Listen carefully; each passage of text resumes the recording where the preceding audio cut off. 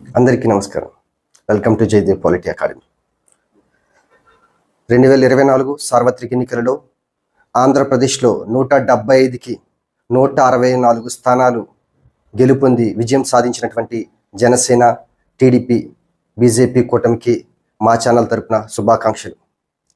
2024 సార్వత్రిక ఎన్నికలలో కేంద్రంలో, రాష్ట్రంలో కూడా ఎన్డీఏ ప్రభుత్వం ఏర్పడింది. దీనికి గల ముఖ్య కారణం రాజకీయ వ్యూహకర్తలకే వ్యూహాలు అందనటువంటి స్థాయిలో తన వ్యూహాలు రచించినటువంటి కొణిదెల పవన్ కళ్యాణ్ గారు. ఆయన యొక్క పార్టీ జనసేన పార్టీకి త్వరలో కేంద్ర ఎన్నికల సంఘము రాష్ట్ర పార్టీ హోదా ఇవ్వనున్నది. అసలు రాష్ట్ర పార్టీ హోదా ఎందుకు ఇవ్వాలి? రాష్ట్ర పార్టీ హోదా లేకపోవడం వల్ల జనసేన ఎటువంటి ఇబ్బందులను ఎదుర్కొన్నది? రాష్ట్ర పార్టీ హోదా జనసేనకి రావడం వల్ల కలిగే ప్రయోజనాలు ఏంటనేది ఈరోజు మనం ఈ వీడియోలో డిస్కస్ చేద్దాం. 2014 మార్చి 14న జనసేన పార్టీ ఆవిర్భవించింది. ఈ 10 ఏళ్ల రాజకీయ ప్రస్థానంలో జనసేన పార్టీ ఎక్కువగా ఇబ్బంది పడినటువంటి అంశము ఎన్నికల గుర్తు. జనసేన పార్టీ యొక్క ఎన్నికల గుర్తు అయినటువంటి గాజు గ్లాసు మనకి జనసేన పార్టీకి రాజకీయ పార్టీ హోదా, రాష్ట్ర పార్టీ హోదా లేకపోవడం వల్ల ఇబ్బందులు పడేటువంటి పరిస్థితి ఏర్పడింది.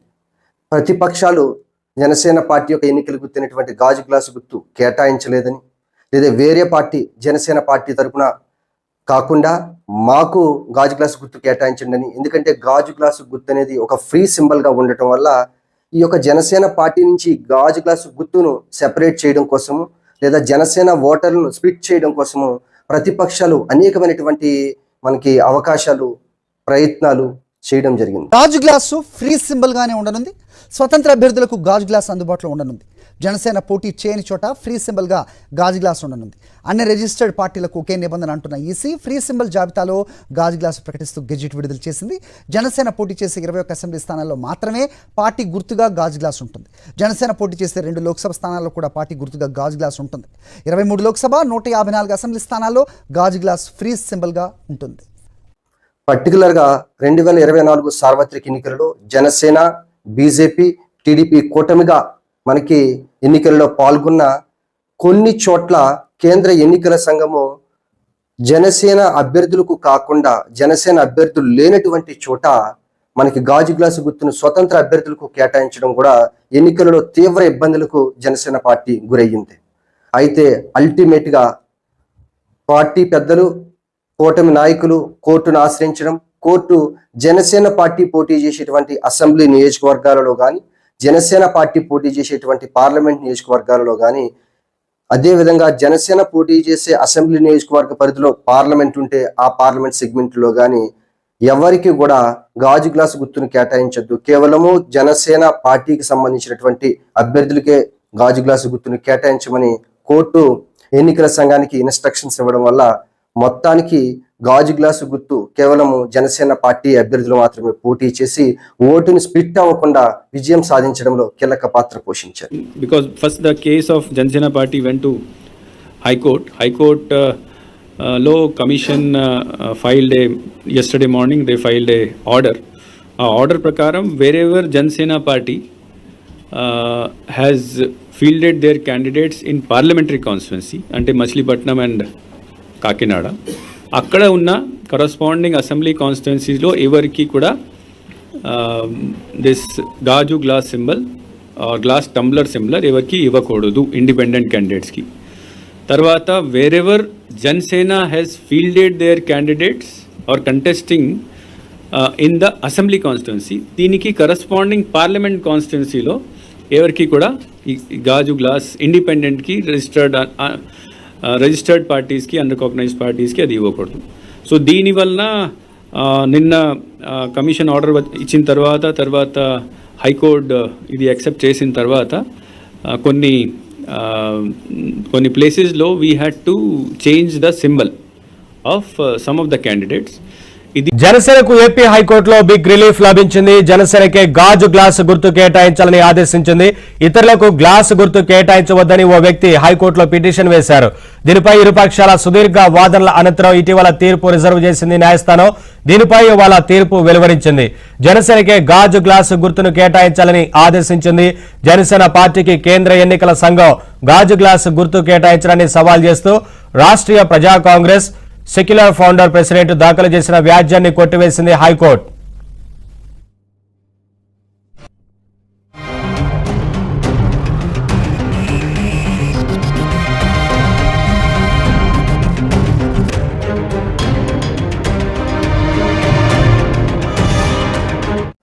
ఇన్ని వివాదాలకు కేంద్ర బిందువైనటువంటి గాజు గ్లాసు గుర్తును జనసేన పార్టీ ఇక్కడ నుంచి పర్మనెంట్ సింబల్ గా కొనసాగించాలంటే ఆ పార్టీకి కేంద్ర ఎన్నికల సంఘము రాష్ట్ర పార్టీ హోదా ఇవ్వాలి. రాష్ట్ర పార్టీ హోదా త్వరలో ఇవ్వబోతుంది.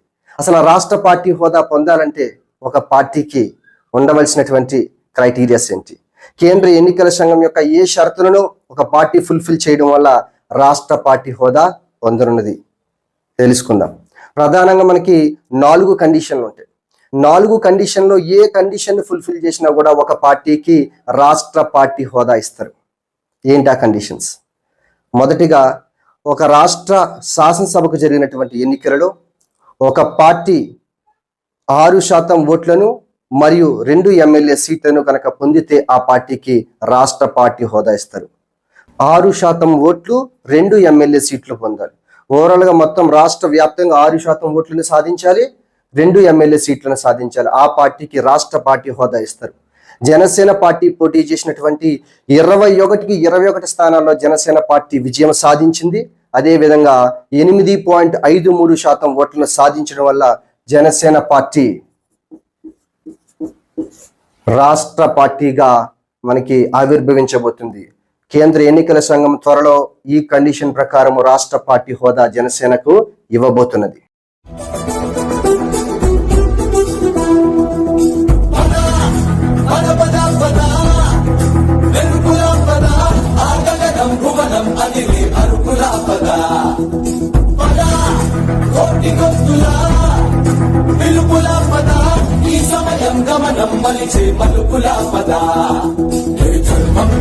సత్యాగ్రహమై పదులుగా పద, సంక్షేమం కూర్చే సేవా గుణమై అదనుగా పద, పిడుగుకు బెదరని సాహస యోగుడివై పద, తెరమరుగులో నిలవని వేకువ సూర్యుడివై పద, ఏ చెంగు గొంకు లేని జన సైనికుడై పద.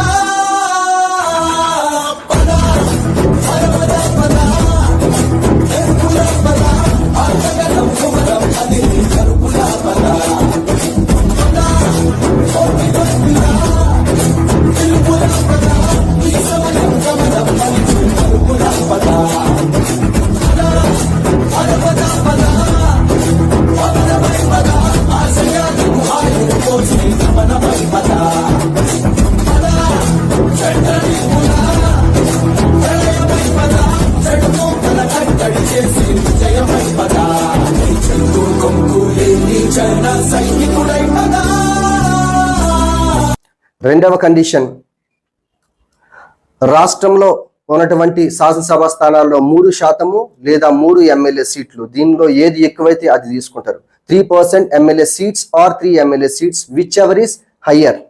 సో మనకి సాధారణంగా ఆంధ్రప్రదేశ్లో 175 స్థానాలు ఉన్నాయి. 175 స్థానాలకు గాను మనకి 3 ఎమ్మెల్యే సీట్లు తీసుకోరు. 3% ఎమ్మెల్యే సీట్స్ అంటే హార్డ్లీ 5 ఎమ్మెల్యే సీట్స్. ఎవరైతే 5 ఎమ్మెల్యే స్థానాలు గెలుపొందుతారో వాళ్ళకి రాష్ట్ర పార్టీ హోదా ఇవ్వనున్నారు. అయితే జనసేన పార్టీ పోటీ చేసిన 21 స్థానాలలో 21కి 21 గెలవడం వల్ల జనసేన పార్టీకి ఈ క్రైటీరియా ప్రకారం కూడా రాష్ట్ర పార్టీ హోదా ఇవ్వనున్నారు. 21. అండ్ థర్డ్ కండిషన్, ఒక రాష్ట్ర శాసనసభకు జరిగినటువంటి ఎన్నికలలో 8% ఓట్లను సాధించినటువంటి పార్టీకి రాష్ట్ర పార్టీ హోదా ఇవ్వనున్నారు. జనసేన పార్టీ ఈ సార్వత్రిక ఎన్నికలలో 8.53% ఓట్లను సాధించింది. ఈ కండిషన్ ప్రకారం కూడా జనసేన పార్టీకి రాష్ట్ర పార్టీ హోదా రానున్నది. సో దీంట్లో ఏ ఒక్క కండిషన్ ఫుల్ఫిల్ అయినా కూడా మనకి రాష్ట్ర పార్టీ హోదా ఇస్తారు. 6% ఓట్లు, 2 ఎమ్మెల్యే సీట్లు లేదా 3% MLA seats or 3 MLA seats, whichever is higher taken. And third 8% vote share కనుక ఉంటే ఆ పార్టీకి రాష్ట్ర పార్టీ హోదా ఇస్తారు. నాలుగోదిగా ప్రతి 25 లోక్సభ స్థానాలకు ఒక ఎంపీ చొప్పున గెలుపొందినా కూడా మనకి ఆ పార్టీకి రాష్ట్ర పార్టీ హోదా ఇస్తారు. అయితే జనసేన పార్టీకి సంబంధించినటువంటి ఇద్దరు అభ్యర్థులు కాకినాడ తంగెళ్ళ ఉదయ శ్రీనివాస్ గారు, మచిలీపట్నం బాలశౌరి గారు ఇద్దరు కూడా గెలుపొందడం వల్ల ఈ పార్టీకి ఈ క్రైటీరియా ప్రకారం కూడా రాష్ట్ర పార్టీ హోదా రానున్నది.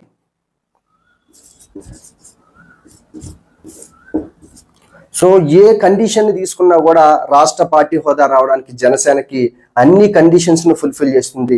దీంట్లో ఏ ఒక్కటి ఫుల్ఫిల్ చేసినా కూడా జనసేన పార్టీ రాష్ట్ర పార్టీగా ఆవిర్భవించవచ్చు. సో త్వరలో కేంద్ర ఎన్నికల సంఘం రాష్ట్ర పార్టీగా జనసేన పార్టీని గుర్తించనున్నది.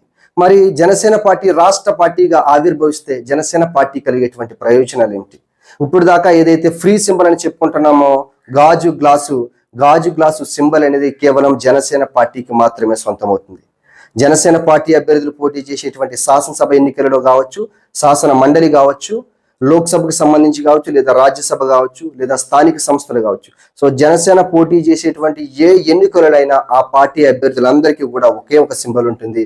ఆ సింబలే మనకి గాజు గ్లాసు. సో గాజు గ్లాసు గుర్తును జనసేన పార్టీ బదిలం చేసుకోబోతున్నది. సో 10 ఏళ్ల రాజకీయ ప్రస్థానంలో 2014 మార్చి 14 ప్రారంభమైనటువంటి జనసేన పార్టీ 10 ఏళ్ల తర్వాత మనకి 2024 జూన్ 21న 21 మంది శాసనసభ్యులతో పవన్ కళ్యాణ్ గారు శాసనసభలో అడుగుపెట్టారు. అసెంబ్లీలో అడుగు పెట్టే విధంగానే ఉంటుంది మా ప్రణాళిక. పవన్ కళ్యాణ్ తో సహా అందరూ ఏ అభ్యర్థులు నిలబడతారో అందరూ గెలిచే నేను ఏ నిర్ణయం తీసుకుంటే రాష్ట్ర హితువును కోరే తీసుకుంటాను. మీ వాటిని నాతో నడిచేవాడే నా వాడు, నన్ను శంకించేవాడు నా వాడు కాదు. జై హింద్. మనకి 2024 జూన్ 21న 21 మంది శాసనసభ్యులతో పవన్ కళ్యాణ్ గారు శాసనసభలో అడుగు పెట్టారు. ఆయన ఎప్పుడూ ఒక మాట చెప్తాడు, రావడం లేట్ అవ్వచ్చు కొన్నిసార్లు, కానీ రావడం మాత్రం పక్కా. సో ఆ విధంగా జనసేనని 21 మంది శాసనసభ్యులతో 100% స్ట్రైక్ రేట్తో ఈ దేశంలోని ఏ రాజకీయ పార్టీకి సాధ్యం కానిటువంటి విజయంతో శాసనసభలో అడుగుపెట్టారు. ప్రస్తుతం ఆయన ఈ ఆంధ్రప్రదేశ్ రాష్ట్రానికి డిప్యూటీ ముఖ్యమంత్రిగా మనకి పనిచేస్తూ ఉన్నారు. సామాన్యుడు రాజకీయం చేస్తే ఇలాగే ఉంటది. వ్యూహాలు వేస్తాం, పొత్తులు పెట్టుకుంటాం, నీ కోటలు బద్దల కొడతాం. సలహాలు సూచనలు ఇచ్చేవాళ్ళు అక్కర్లేదు, యుద్ధం చేసేవాళ్ళు కావాలి. కొత్త రక్తంతో, కుతలాడే రక్తంతో, గుండెలు చరించుకునే యువ రక్తం కావాలి. దాష్టీకాన్ని నిలబడే యువకులు కావాలి. కత్తులు పట్టుకునే వీర మహిళలు కావాలి. కేంద్రంలో రాష్ట్రంలో 2 ప్రభుత్వాలు ఏర్పాటు చేయడంలో, 2 ప్రభుత్వాలకి పవర్ అందించడంలో original power star Pawan Kalyan garu. Jagan సామాన్యుడు రాజకీయం చేస్తే ఇలాగే ఉంటది. నీ కోటలు బద్దల కొడతా. అధాపాతాళానికి తొక్కకపోతే నా పేరు పవన్ కళ్యాణే కాదు. ఓహో కొర్ర మీసాలవాడు కొమరం పులిలో పవనన్నొస్తుండదిగో భగత్ సింగులా. ఓహో చిమ చీకట్లు చెరిప చెగు వేదరో పవనన్నే వెలుగైతడు ఈ ఆంధ్ర నేలను. కథన రంగానికి వారాహిని ఎక్కి కదిలిండే జనసేన జెండను బట్టి దొందరతం కొట్టురితం పక్కల పంతం జన సైనిక నీ కట్టెవ్వడు చెయ్యర యుద్ధం. కనీయుల తీరు మారు మోగే పేరు నీతిగల్లా జోరు పవనన్నది చూడు. తిక్కరేగిన వాడు లెక్క తేల్చే తోడు నిగ్గదీస్తున్నోడు పాలకులను నేడు పవనన్నే అల్లూరై చేస్తున్నాడు యుద్ధం. దొందరతం కొట్టురితం పక్కల పంతం జన సైనిక నీ కట్టెవ్వడు చెయ్యర యుద్ధం. 2 ప్రభుత్వాలకి పవర్ అందించడంలో original power star Pawan Kalyan garu. ఆయన సాధించినటువంటి ఈ విజయం యూత్కి ఎంతో స్ఫూర్తిదాయకం. అయితే రానున్న రోజుల్లో ఆంధ్రప్రదేశ్ రాష్ట్ర ముఖ్యమంత్రిగా బాధ్యతలు చేపట్టాలని జన సైనికులు, ప్రతి ఒక్క అభిమాని కార్యకర్తలు కోరుకుంటున్నారు. ఆ స్థానానికి ఆయన చేరుకుంటారని ఆశిస్తూ జై హింద్.